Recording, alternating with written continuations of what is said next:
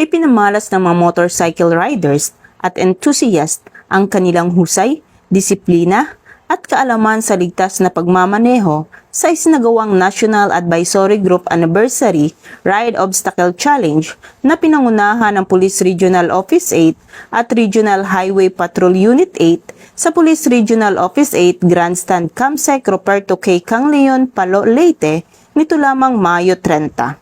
Sa ilalim ng pamumuno ni Police Brigadier General Jason L. Capoy, Regional Director ng Police Regional Office 8, nagsama-sama ang mga riders sa isang paligsahang may iba't ibang obstacle course challenges na layuning subukin ang kanilang kakayahan sa pagmamaneho habang itinataguyod ang responsabling paggamit ng kalsada.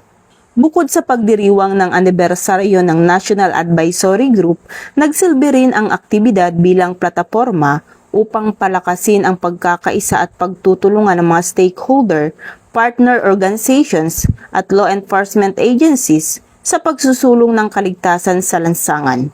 Ayon sa Police Regional Office 8, bahagi rin ito ng kanilang proactive na hakbang upang mabawasan ang mga aksidente sa kalsada sa pamamagitan ng pagpapalawak ng kaalaman sa road safety, paghihikayat sa responsableng pagmumotorsiklo at mahigpit na pagsunod sa mga batas trapiko. Sa pamamagitan ng mga ganitong programa, mas mapapalakas ang mga kamalayan ng mga motorista sa kahalagahan ng disiplina at kaligtasan sa kalsada na makatutulong sa paglikha ng mas ligtas na komunidad para sa lahat ng road users. Mula dito sa Campo Crame, ako ang inyong PNN correspondent, Patrolwoman Dara Palogme, alagad ng batas, tagataguyod ng balitang pulis.